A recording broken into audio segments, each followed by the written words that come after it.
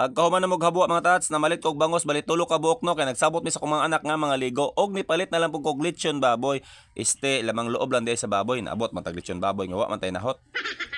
O matas, lamang loob lang ato makaya no kay ang isa kaset magud ani 300 pesos lang ni siya. Unya kung imong timbangon 5 kilos pud siya. Sa duha ana matas 10 kilos to siya, ang ako nabayaran 600. O jud ni permitin ako paliton matas kay barato mangud siya, matagbaw na kano, magsugba kag daghan, magkilaw ka, magadobo ka, pag gusto na ka sa imong 10 kilos nga kantidad og 600. Ato sa tumbiyan nato sinugba matas, mosalom sa taning pole no kay wala pay tao nang abot, medyo tin-aw pa siya, so pag gusto pa tag salom-salom diha. Sa tinuod lang matas, napulaan na tagligo-ligo atong dagat no, medyo nangitom na ganita si galigo dito. Di lang ko nyo makita kay ahya man ko kumaligo kanang nahuman ako vlog. Ako bilang content creator matas, busy na kay akong oras no. Unang-una gatrabaho ta sa Peaceport, pag abot to sa balay atimanon pa nato atong mga anak. Unang gitagan ako time akong sarili matas nga magligo-ligo dira no, uban ang ako pamilya kay dili tanan panahon nga magtrabaho ta. So ato sa tumbalikon ato sinugba matas, basig napagod na to no o gibaliba sa ero.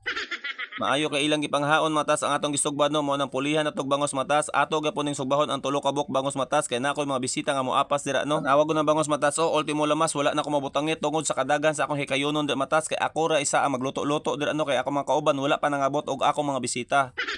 Kini akong gipangluto mga tats, ako ra ni gipangsugba o gipangkilaw no kay nganuman nakalimot ko palit og lamas tungod sa atong kabisi. Pero goods na kani mga tats, kay natay bangos diha, natay kilawin, natay adobo og naapod tay gusto no. Problema na sa bisita ko mga on sila dili.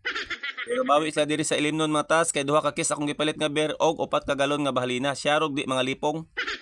Mao din ako bisita mga tats si Jerry Putig TL gikan pa ni sa Glan Sarangani Province, niadto lang na diri para mo inom og bahalina. O asa ka diha?